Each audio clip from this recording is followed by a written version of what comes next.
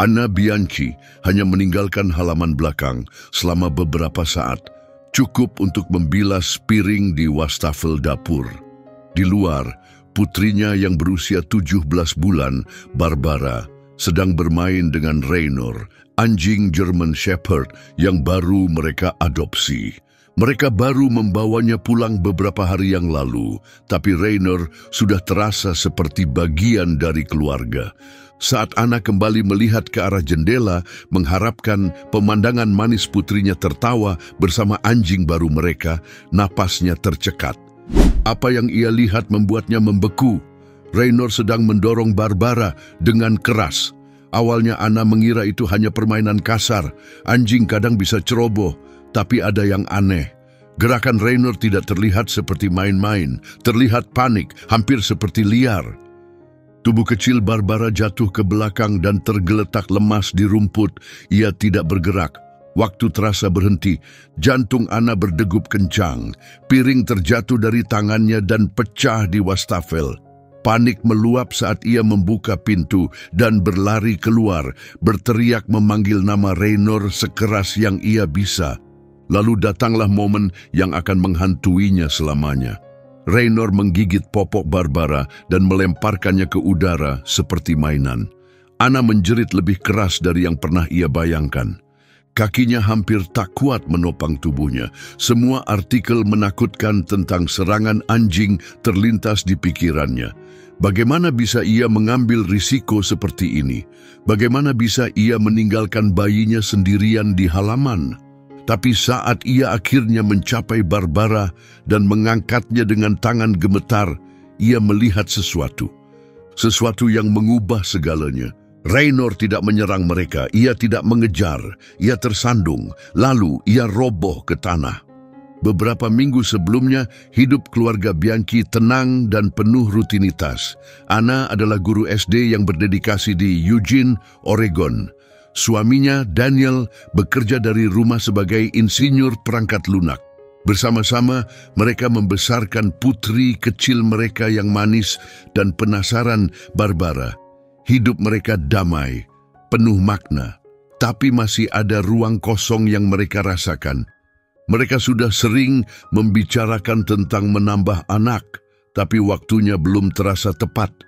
Suatu malam, Anna mengusulkan ide lain. Mungkin kita bisa pelihara anjing, katanya pada Daniel. Bukan anak anjing mahal dari peternak. Anna punya ide berbeda. Ia ingin mengadopsi, memberi kesempatan kedua bagi hewan yang butuh kasih sayang.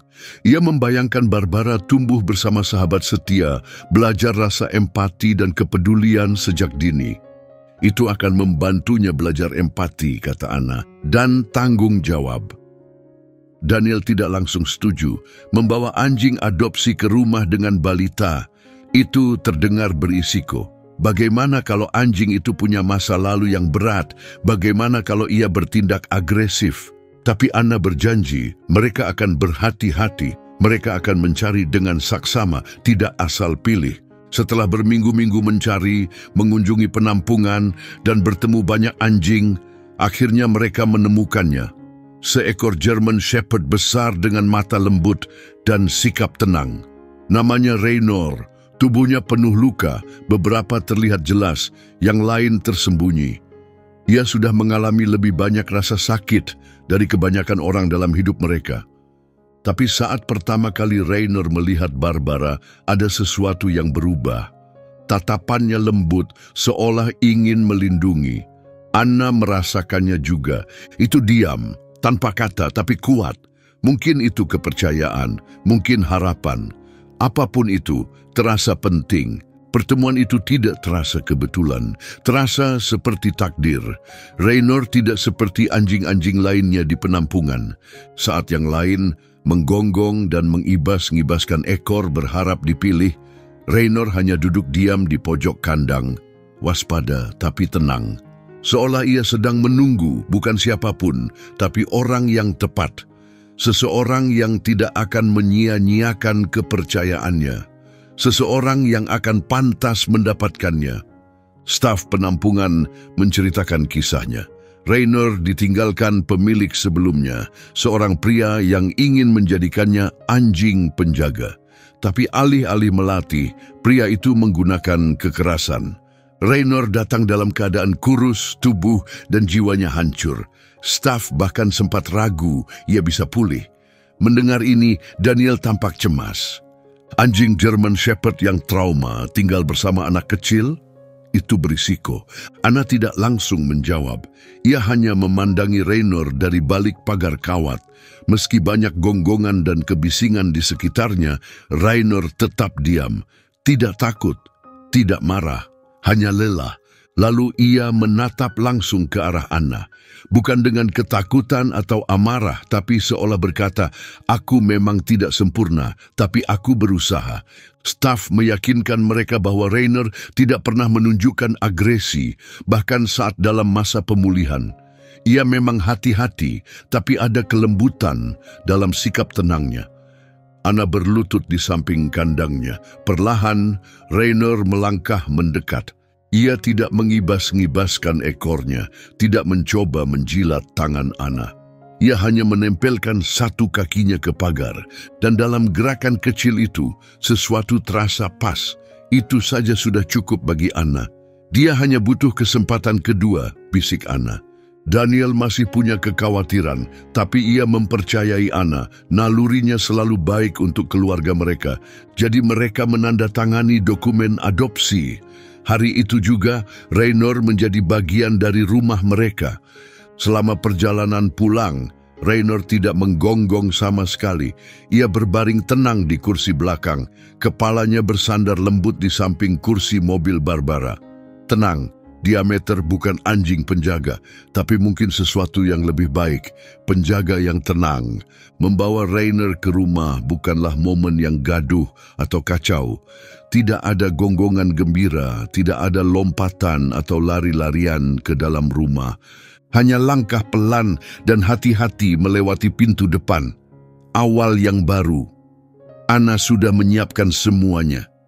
Mereka sudah punya tempat tidur anjing, makanan, mainan, semua dipilih dengan hati-hati agar Rainer merasa diterima. Tapi Rainer tidak tertarik. Sebaliknya, ia berjalan pelan di dalam rumah, hidungnya menyentuh lantai, menjelajahi setiap sudut seolah-olah ingin mengingat semuanya. Ia tidak merengek, tidak menggeram, tapi juga tidak mengibas-ngibaskan ekor. Ia diam, mengamati. Daniel mengawasinya dengan saksama, terutama saat Barbara ada di dekatnya. "Kita tidak boleh ambil risiko," katanya pada Anna, lebih dari sekali. Anna setuju. Beberapa hari pertama, mereka selalu memastikan Rainer tidak pernah sendirian bersama Barbara. Setiap kali Barbara berjalan mendekatinya, salah satu dari mereka selalu ada di dekat. Tapi Rainer tidak pernah bertindak aneh. Ia hanya berbaring tenang, telinganya siaga, memperhatikan Barbara dengan diam. Sementara itu, Barbara sangat menyukainya. Ia tidak melihat bekas luka lama atau gerakan hati-hati Rainer. Yang ia lihat hanya teman besar dan lembut. Ia suka menepuk-nepuk punggung Rainer atau mencoba memanjatnya seperti gunung. Rainer tidak pernah bereaksi. Ia tetap diam, seperti patung, membiarkan Barbara mendekat, tidak pernah menjauh. Anna mulai memperhatikan hal-hal kecil, bagaimana Rainer selalu berdiri di antara Barbara dan pintu depan saat badai datang. Bagaimana ia selalu siaga terhadap suara asing, bahkan di malam hari. Dan bagaimana matanya tidak pernah lepas dari Barbara. Bukan seperti pemburu, tapi seperti pelindung. Meski begitu, Anna tetap waspada. Trauma itu punya lapisan. Bahkan anjing paling lembut bisa mengejutkan saat ketakutan muncul. Ia sering mengingatkan dirinya tentang itu. Tapi tetap saja ada sesuatu yang kuat dalam cara Rainer memperhatikan Barbara. Bukan curiga, bukan bosan, tapi hadir, penuh perhatian. Anna tidak mengucapkan apa-apa, tapi jauh di dalam hatinya mulai tumbuh keyakinan. Mungkin Rainer tidak hanya sedang sembuh, mungkin dia juga membantu mereka sembuh. Pagi itu dimulai seperti biasa. Ana baru saja menyalakan mesin kopi. Rumah terasa tenang, mesin pencuci piring berdengung pelan, dan dari halaman belakang terdengar suara tawa kecil Barbara. Raynor ada di sana bersamanya, seperti biasa beberapa hari terakhir ini, mengawasi, menjaga, dan kadang-kadang bermain. Ana melirik ke jendela sambil membilas gelas Barbara. Langit terbentang biru dan cerah, tenang seperti gambar di kartu pos. Barbara sedang memegang bola merah cerah, kakinya yang kecil bergoyang-goyang saat berjalan di halaman. Di sampingnya, Raynor berjalan dengan langkah mantap. Tubuh besarnya tenang dan stabil. Semuanya tampak damai, seperti potongan masa kecil yang sempurna. Lalu suasananya berubah. Awalnya Ana tidak tahu apa yang berbeda, tapi keheningan yang turun ke halaman terasa tidak wajar. Terlalu sunyi, terlalu diam untuk anak kecil yang sedang bermain. Ana menyipitkan mata, menatap keluar kaca, dan saat itulah ia melihatnya. Raynor tidak lagi berjalan tenang di samping Barbara. Ia sedang melompat, cepat, tajam, dan terarah. Dan itu bukan permainan. Posturnya tegang, tubuhnya kaku, telinga menempel ke belakang. Kepalanya rendah saat ia menerjang Barbara, menjatuhkannya dengan bahunya. Ana terkejut, napasnya seakan hilang. Barbara tidak bangun. Rasa takut menyapu seluruh tubuhnya seperti es. Apa yang barusan terjadi? Apakah Barbara terluka? Kenapa Raynor menyerangnya? Sebelum ia bisa bergerak, Raynor mendorong Barbara lagi. Kali ini dengan moncongnya, keras, seperti mencoba mendorongnya ke suatu tempat. Tapi Barbara tidak bereaksi. Tubuh kecilnya tetap diam di rumput, sunyi, tak bergerak, tidak menangis, tidak berkedip, tidak ada. Gelas di tangan Ana jatuh dan pecah di wastafel. Tapi suara pecahan itu tidak sebanding dengan apa yang terjadi sesudahnya. Raynor menggigit popok Barbara dengan rahangnya.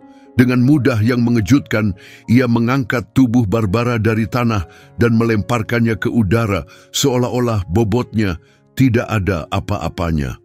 Teriakan Ana keluar dari tenggorokannya, kasar, keras, penuh kepanikan. Kakinya hampir tak mampu menopang tubuhnya, lemas karena ketakutan. Tapi adrenalin mengalir deras dalam tubuhnya, memaksanya untuk terus maju. Ia menerobos pintu dan berlari secepat mungkin ke arah putrinya. Jantungnya berdetak begitu kencang hingga ia tak bisa mendengar apapun selain itu. Pikirannya penuh rasa bersalah dan ketakutan. Aku seharusnya tahu. Inilah yang paling aku takutkan. Kita tidak seharusnya percaya padanya. Yang bisa ia lihat hanya Barbara tergeletak di rumput, diam dan rapuh. Tidak ada hal lain yang penting, bukan rasa takut, bukan suara teriakan dalam kepalanya, bahkan bukan Raynor. Ana sampai ke Barbara dalam hitungan detik. Lututnya menghantam tanah saat tangannya langsung bergerak memeriksa tubuh putrinya. Suaranya pecah saat ia memanggil nama Barbara lagi dan lagi, berharap ada jawaban. Jarinya bergerak cepat, mencari luka, mencari tanda-tanda cedera, mencari apapun yang bisa menjelaskan apa yang baru saja terjadi. Tapi tidak ada darah, tidak ada memar, tidak ada bekas gigitan. Lalu akhirnya suara kecil, rintian pelan. Mata Barbara perlahan terbuka, masih bingung tapi sadar. Ia linglung tapi masih terjaga. Ada goresan kecil di pipinya. Popoknya robek, bajunya kotor dengan noda hijau dari rumput. Tapi ia bernapas, ia selamat. Ana tidak tahu harus menangis, jatuh atau berteriak lagi. Ia memeluk Barbara erat-erat, memanggil namanya terus-menerus, seolah-olah kata-kata itu bisa menjaga mereka tetap nyata. Dan saat jantungnya mulai tenang, sebuah kenangan muncul, seperti kilatan cahaya di tengah kekacauan. Raynor. Ana berbalik, jantungnya berdebar, bersiap melihat seekor binatang buas. Ia membayangkan taring, kemarahan, serangan yang siap terjadi. Tapi itu bukan yang ia lihat. Yang ada hanyalah tubuh diam di rumput. Raynor, ia terbaring miring, dadanya naik turun dengan napas pendek dan tidak teratur. Air liur kental keluar dari mulutnya. Tubuhnya gemetar hebat dan satu kaki depannya melingkar di dada, berkedut hebat. Telinganya sedikit bergerak, tapi ia tidak mengangkat kepala. Ia tidak menggeram, ia tidak bergerak. Ada yang sangat salah. Ana menyapu halaman dengan pandangan bingung, mencari jawaban, dan kemudian ia melihatnya. Tak jauh dari tempat Raynor pertama kali melompat, sesuatu bergerak di rumput. Warna-warna berkilau, merah, kuning, hitam, merayap perlahan. Seekor ular karang. Ana terkejut, darahnya terasa dingin. Ia langsung mengenali warna-warna itu. Semua orang tua di wilayah selatan pasti tahu. Merah dekat kuning sangat mematikan, salah satu ular paling beracun di Amerika Utara, dan jaraknya hanya beberapa inci dari putrinya. Semuanya langsung masuk akal, semua ketakutan, semua kebingungan, mendadak semuanya jelas. Raynor tidak kehilangan kendali, ia tidak menyerang.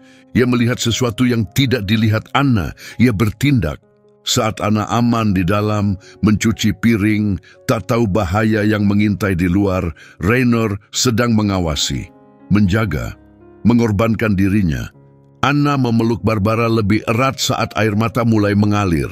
Dalam pikirannya, ia mengulang setiap gerakan. Raynor mendorong Barbara menjauh, menyikutnya, melemparkannya. Bukan karena marah, tapi karena darurat, karena panik, karena ingin melindungi. Setiap gerakan dilakukan untuk menyelamatkannya, dan sekarang Raynor yang menanggung akibatnya. Ana merangkak ke arah Raynor, pelan agar tidak membuatnya kaget. Tapi Raynor tidak bergerak. Matanya berkedip lemah, hampir tertutup. Napasnya semakin lambat. Kaki yang digigit ular itu bengkak, merah, dan sudah bereaksi terhadap racun. "Oh Tuhan!" bisik Ana, suaranya gemetar. "Kamu tidak melukainya, kamu menyelamatkannya." Rasa bersalah datang dalam gelombang, berat, menyesakkan. Ia telah salah menilai Raynor, ia telah takut padanya. Ia meragukan anjing yang baru saja melakukan hal luar biasa, melindungi putrinya dengan mempertaruhkan nyawanya sendiri. Saat racun menyebar di dalam tubuhnya, Raynor melakukan hal yang tak bisa dilakukan siapapun. Ia memilih untuk melindungi Barbara tanpa ragu, tanpa takut. Sekarang giliran Anna untuk melindunginya. Anna bahkan tidak ingat bagaimana ia bisa berdiri. 1 detik ia masih berlutut di rumput, memeluk Barbara erat, dan menatap tubuh Raynor yang tak bergerak. Detik berikutnya, ia sudah berlari ke dalam rumah. Jantungnya berdetak begitu kencang hingga menenggelamkan semua pikiran kecuali satu, dia sekarat. Aku harus menyelamatkannya. Ia mencium kening Barbara, suaranya gemetar saat berbisik, "Tetap di sini, sayang, ibu akan kembali. Ibu janji akan bawa dia pulang juga." Ia meraih kunci mobil, ponsel, dan benda pertama yang bisa ia gunakan untuk mengangkat Raynor, sebuah handuk pantai. Apapun untuk memindahkan anjing German Shepherd seberat hampir 50 kilo tepat waktu. Saat kembali ke halaman, Raynor masih terbaring di tempat yang sama. Ia tidak bergerak. Napasnya semakin lemah, tubuhnya panas seperti terbakar. Kakinya yang digigit sudah membengkak besar. Racunnya menyebar cepat, terlalu cepat. Ia tidak punya waktu berjam-jam, hanya beberapa menit. Ana berlutut di sampingnya dan berbicara dengan lembut. "Aku tahu ini sakit, tapi aku butuh bantuanmu. Tolong." Tapi Raynor tidak bereaksi, jadi ia melakukan sesuatu yang tak pernah ia bayangkan bisa ia lakukan. Dengan kekuatan dari keputusasaan, ia menggulingkan tubuh Raynor ke atas handuk. Otot-ototnya menjerit, tangannya gemetar, tapi adrenalin mengambil alih. Ia menarik Raynor sedikit demi sedikit ke arah mobil. Setiap langkah terasa menyakitkan, tapi tak ada yang bisa menghentikannya. Ia mengangkat Raynor ke bagian belakang mobil SUV mereka, menutup pintu bagasi, lalu duduk di kursi pengemudi. Tangannya gemetar, kakinya tanpa alas, tapi ia tidak peduli. Mesin meraung saat ia menginjak pedal gas. Lampu merah, batas kecepatan, persimpangan, semuanya lewat begitu saja. Tidak ada yang penting. "Tahan, Raynor," tangisnya. Kamu menyelamatkannya, sekarang aku akan menyelamatkanmu.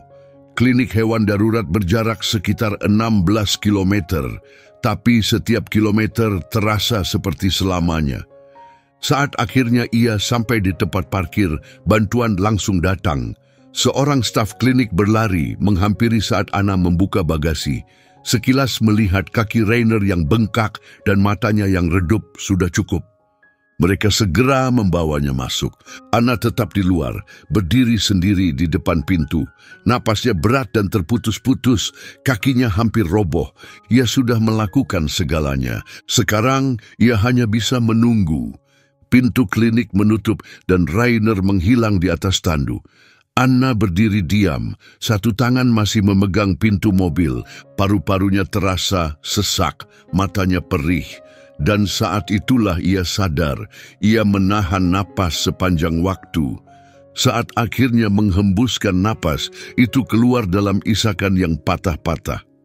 Di dalam klinik, petugas resepsionis berbicara dengan suara tenang dan lembut. Ia menawarkan Anna tempat duduk, bahkan segelas air.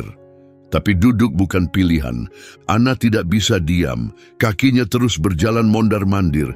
Tangannya tak henti gemetar. Dalam pikirannya, ia terus mendengar tawa Barbara, lalu keheningan, lalu bayangan Rainer roboh. Waktu terasa tidak berarti, menit terasa seperti jam. Dokter hewan keluar sekali dengan kabar. Mereka sudah memberi Rainer anti racun dan sedang mengawasinya dengan cermat.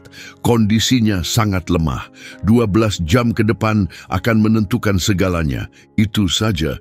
Tidak ada penghiburan, tidak ada janji. Akhirnya Anna pulang sendirian. Barbara sudah tertidur saat ia tiba, aman di ranjangnya, tidak tahu badai yang baru dilalui ibunya. Daniel menyambutnya di pintu, menggendong putri mereka, wajahnya penuh kekhawatiran dan pertanyaan yang tidak perlu diucapkan. Anna jatuh ke dalam pelukannya dan akhirnya menangis. Air matanya mengalir bebas, penuh rasa bersalah, ketakutan, dan kelelahan yang luar biasa. Malam itu mereka hampir tidak bicara, sebagian besar dilalui dalam keheningan. Anna menatap langit-langit, ponsel di tangannya seperti pegangan hidup. Setiap kali ponselnya bergetar, setiap bunyi, jantungnya berhenti. Tapi tidak satu pun dari itu adalah panggilan yang ia tunggu. Di suatu saat di tengah malam, Anna melangkah pelan masuk ke kamar Barbara. Lampu malam yang lembut menyinari wajah putrinya dalam bayangan emas. Aman, hidup, semua karena dia. Anna duduk di lantai di samping tempat tidurnya, suaranya berbisik dalam keheningan kamar. Dia tidak hanya melindungimu, Barbara. Dia memilihmu, dia memberikan segalanya tanpa ragu, dan aku hampir saja tidak mempercayainya. Rasa bersalah itu kembali, tajam dan tak kenal ampun. Ia telah meragukan Rainer, ia telah takut padanya. Tapi Rainer tak pernah ragu, bahkan sedetik pun tidak. Saat fajar mulai menyinari langit, ponsel Anna akhirnya berdering. Ia mengangkatnya dengan napas yang tak sadar telah ia tahan selama ini. Halo? Itu dari dokter hewan. Dan kali ini suara di ujung sana terdengar berbeda. Anna, kata dokter itu dengan lembut. Dia berhasil selamat. Rainer stabil. Kakinya lemas saat emosi meledak di dalam dirinya. Tangisan keluar dari dadanya. Lega, murni, dan luar biasa. Dia berhasil. Pahlawan itu hidup. Sore itu, saat Rainer pulang ke rumah, seluruh rumah terasa berbeda. Ia berjalan lebih lambat sekarang. Langkahnya goyah. Sebuah perban tebal melilit kakinya yang terluka. Tapi begitu ia masuk ke dalam rumah, Barbara langsung bersinar bahagia. Ia menjerit kegirangan dan berlari ke arahnya. Tangan terbuka lebar. "Ray, Ray!" serunya dengan riang. Rainer menurunkan tubuhnya perlahan ke lantai, membiarkan tubuh kecil Barbara bersandar padanya. Ia tidak punya tenaga untuk mengangkat kepalanya, tapi ekornya bergerak pelan satu kali. Hanya sekali, tapi itu sudah lebih dari cukup. Anna berdiri diam di ambang pintu, menatap mereka, putrinya yang meringkuk di samping anjing yang telah menyelamatkannya. Beban dari semua yang terjadi dalam 24 jam terakhir menekan dadanya, leganya. Rasa bersalahnya, rasa syukurnya, semua menyatu menjadi sesuatu yang tak bisa ia beri nama. Ia melangkah pelan ke sisi Raynor, berlutut dan mengelus bulunya dengan lembut.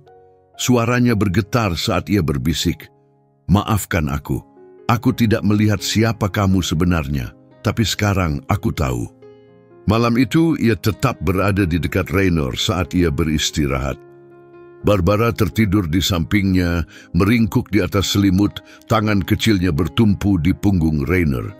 Daniel diam-diam mengambil foto, ingin mengabadikan momen itu. Tapi tidak ada dari mereka yang banyak bicara. Kata-kata terasa terlalu kecil, terlalu rapuh untuk sesuatu yang begitu mendalam.